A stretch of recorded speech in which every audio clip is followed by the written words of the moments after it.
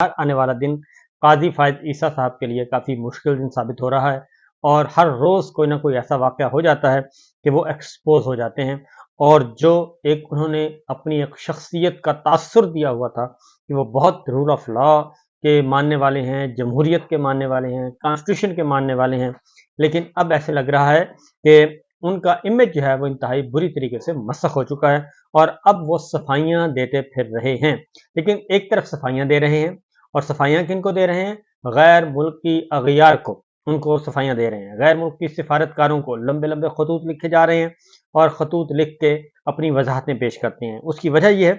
کہ ظاہر ہے پوری دنیا مانیٹر کر رہی ہے، پاکستان کے عام انتخابات کو بھی مانیٹر کیا گیا، اور تمام سفارت خانوں نے مانیٹر کیا، پری پول ریگنگ کو دیکھا، اور الیکشن والے دن کیا ہوا، پھر الیکشن کے بعد کیا ہوا، پھر 9 مئی کے تناظر میں عدالتوں کا کیا رول ہے، تو وہ ساری چیزیں آبزرو کی جا رہی ہیں۔ اور اسی طریقے سے برطانوی ہائی کمشنر نے برملا ایک کانفرنس میں یہ کہہ دیا تھا لاہور میں، اور ان پہ سپریم کورٹ آف پاکستان کے فیصلوں پہ تنقید کی، اور وہ فیصلے کیے تھے جسٹس قاضی فائز عیسیٰ صاحب نے، بلے کے نشان سے لے کر باقی معاملات پہ، اور فری اینڈ فیئر الیکشن نہ کروانے پہ، عدلیہ کے کردار پر برطانوی ہائی کمشنر نے اپنا اظہار خیال کیا۔ اس کا جواب سپریم کورٹ آف پاکستان کے رجسٹرار کی طرف سے دیا گیا، اور ظاہر ہے جسٹس قاضی فائز عیسیٰ صاحب کی طرف سے وہ گیا، اور یہ جواب دیا گیا آج سے تقریباً کوئی 20-25 دن پہلے، 25 دن پہلے، کم از کم 25 دن پہلے یہ جواب دیا گیا 3 مئی کو، اور 25-26 دن اس کو دبا کے رکھا گیا، اور پھر یہ کل پرسوں اس کو منظر عام پہ یہ لے کے آئے ہیں، اور سپریم کورٹ کی طرف سے ہی اس کو منظر عام پہ لایا گیا ہے، اور اپنے جو لائک مائنڈڈ ہیں ان کو دیا گیا۔ اس طریقے سے خط لکھا تھا چیف جسٹس صاحب نے، اس کی وجہ یہ ہے کہ اس کا جواب نہیں دیا برطانوی ہائی کمشنر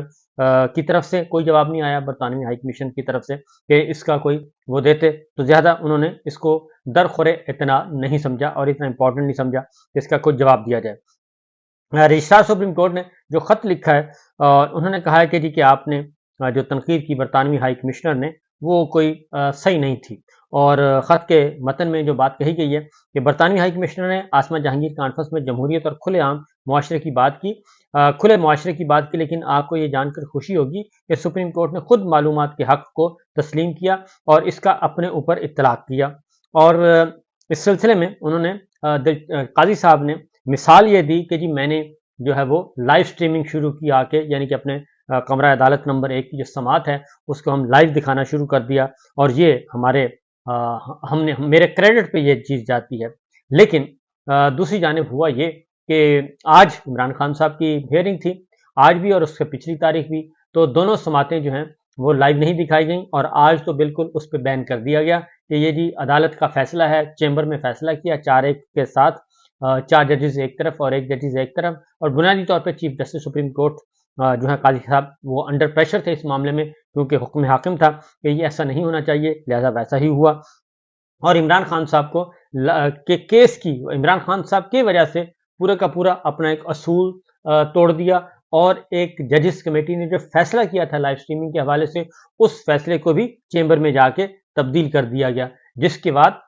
جو برطانوی ہائی کمشنر جو ہیں آج سوچتی ہوں گی کہ جناب یہ 1 مہینہ پہلے تو انہوں نے اپنی صفائیاں دی ہیں، اور آج یہ پھر وہی کام کر رہے ہیں، اور عمران خان صاحب کو پولیٹیکل وکٹمائزیشن اور امتیاز ان سے برتا جا رہا ہے۔ ادروائز تو لائیو سٹریمنگ تمام مقدمات کمرہ عدالت نمبر 1 میں جتنے بھی مقدمات ہیں ان کی لائیو ہوتی ہیں، لیکن نہیں دکھائی گئی، اور ایون جو سماعت براہ راست نہ بھی ہو وہ بھی کورٹ ٹائم کے بعد اس کو آپ سپریم کورٹ کے یوٹیوب لنک پہ دیکھ سکتے ہیں، لیکن عمران خان صاحب کے مقدمے کی، اس کے اپیرنس کی، یہ نہیں آپ دیکھ سکیں گے کیونکہ یہ بین ہے۔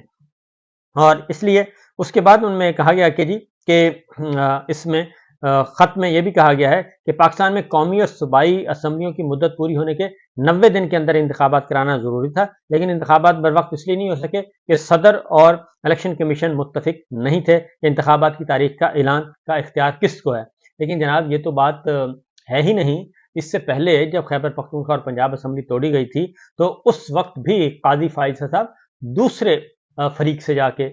دوسرے فریق کی رائے کو مان رہے تھے، اور وہ اس مقدمے میں آئی تھنک بیٹھے ہی نہیں تھے کہ جو یہ مقدمہ سنتا۔ और वो लंबी छुट्टी पर चले गए थे, यानी कि कुट्टी पे चले गए थे, छुट्टी पे नहीं कुट्टी पे चले गए थे। तो ये मामला, और ये सदर साहब और उनका मामला नहीं था। और उसके बाद जब रिटर्निंग अफसर वाला केस आया कि आप ये रिटर्निंग अफसर जो पीटीआई लेके गई थी लाहौर हाई कोर्ट में, जस्टिस बाकर नजफी साहब ने उस पर स्टे किया। जब जवाब तलब किया जस्टिस बाकर नजफी साहब ने, और के रिटर्निंग अफसर जो हैं वो इंतजामिया से नहीं होने चाहिए और बल्कि ये जुडिशरी से होने चाहिए, तो कादी फाइज साहब ने रातों रात वो केस लिया, चीफ इलेक्शन कमिश्नर को बुलाया, पिटीशन फाइल हुई, उसी रात फैसला हुआ और उसी रात अनाउंस कर दिया, और हाई कोर्ट के सारे इख्तियारात वो उन पर कदगन लगा दी थी, जो कि खिलाफ आइन था। तो इसलिए ये बात भी दुरुस्त नहीं है। और सुप्रीम कोर्ट ने यह मामला सिर्फ 12 दिनों में हल कर दिया और 8 फरवरी 2024 को पूरे पाकिस्तान में आम इंतखाबात हुए। पहला तो सवाल ये पैदा होता है कि खत लिखने की जरूरत क्या थी, और वो कॉन्फ्रेंस में बात हुई, कॉन्फ्रेंस का जवाब किसी और तरीके से दिया जा सकता था। फिर आप सुप्रीम कोर्ट ऑफ पाकिस्तान की तरफ से आप बरतानवी हाई कमिश्नर को खत लिखने, यानी गैर मुल्की सफारतकार को एड्रेस कर रहे हैं, और ये खत फॉरेन ऑफिस के थ्रू जाता होता है और फॉरेन ऑफिस इसको देखता होता है। दफ्तर खारजा हमारा बाकायदा उसमें अक्सर ये होता है कि वो वेट भी करते हैं, कि वो देखते हैं, इसकी नोक पलक संवारते हैं और उसमें कोई गैर जरूरी चीज तो नहीं जा रही। तो ये जो है चीफ जस्टिस साहब की तरफ से, आप हैं सुप्रीम कोर्ट के चीफ जस्टिस, लेकिन वजाहतें आप दे रहे हैं बरतानवी हाई कमिश्नर को।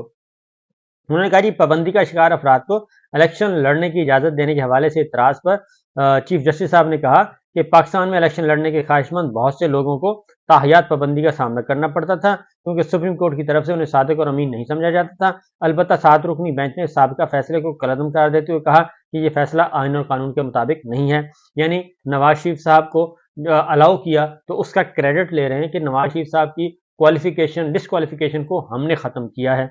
और उसके बाद उन्होंने कहा कि तहरीक इंसाफ को इंतखाबात में बल्ले के निशान से महरूम करने के हवाले से बरतानवी हाई कमिश्नर के एतराज़ पर खत में कहा गया कि इंट्रा पार्टी इंतखाबात का इनकाद आमरीत को रोकने और सियासी जमातों के अंदर जमहूरियत के लिए ज़रूरी है, और इस जमहूरी असूल की तामील को यकीनी बनाने के लिए कानून में यह शर्त रखी गई है कि अगर कोई सियासी जमात इंट्रा पार्टी इंतखाबात नहीं करवाती तो इंतखाबी निशान की अहल नहीं होगी। तो सवाल ये पैदा होता है कि इंट्रा पार्टी इलेक्शन तो बहुत सारी जमातों ने नहीं करवाए थे, और मुस्लिम लीग नवाज ने भी नहीं करवाए थे, अवामी नेशनल पार्टी ने भी नहीं करवाए थे, लेकिन अवामी नेशनल पार्टी को तो चंद हज़ार रुपये जुर्माना करके उनको अलाउ कर दिया। मुस्लिम लीग नवाज ने तो आपके सामने पेश होना ही मुनासिब नहीं समझा कि आप होते कौन हैं हमें बुलाने वाले, तो उन्होंने तो अब इलेक्शन करवाया है। तो इसलिए ये एतराज़ भी आपका दुरुस्त नहीं है। जो जवाब है ये हक़ाइक़ के मुनाफी है। जनाब चीफ जस्टिस साहब उन्होंने कहा जी कि खुद इस कानून के हक में वोट देने वाली एक सियासी जमात ने इंट्रा पार्टी इंतखाबात नहीं कराए, और इस सिलसिले में सुप्रीम कोर्ट ने वही किया जो कानून कहता था। लिहाजा इस फैसले के हवाले से आप तनकीद बिला जवाब थी। हालांकि पिशावर हाई कोर्ट एक बहुत अच्छा फैसला दे चुका था, आपने तो पिशावर हाई कोर्ट के फैसले को कलअदम करार दिया है। चीफ जस्टिस साहब ने आगे बढ़कर 2 कदम आगे बढ़े हैं, पिशावर हाई कोर्ट के फैसले को कलअदम करार दिया, बल्ले का निशान छीना, और ये जो बुनियाद रखी है 8 फरवरी की इंतखाबात में जो खलल आया और एक बड़े पैमाने पर धांधली और इलेक्शन चोरी हुआ, इसकी बुनियाद वो बल्ले के निशान वाला फैसला है।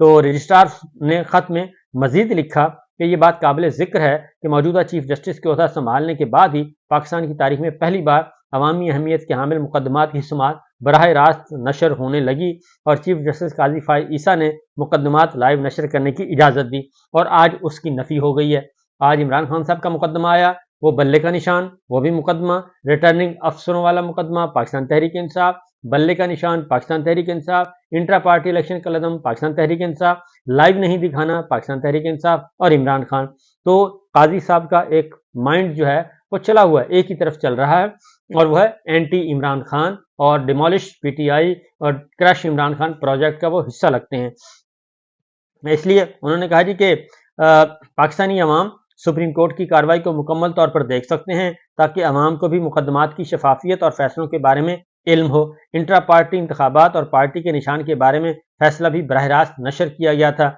लेकिन आज उस फैसले को पामाल कर दिया गया। आज बरतानवी हाई कमिश्नर क्या सोचती होंगी, बरतानवी हाई कमीशन क्या सोचता होगा कि ये कैसे हमारे चीफ जस्टिस साहब हैं, खत में कुछ लिख रहे हैं, अमलन कुछ कर रहे हैं।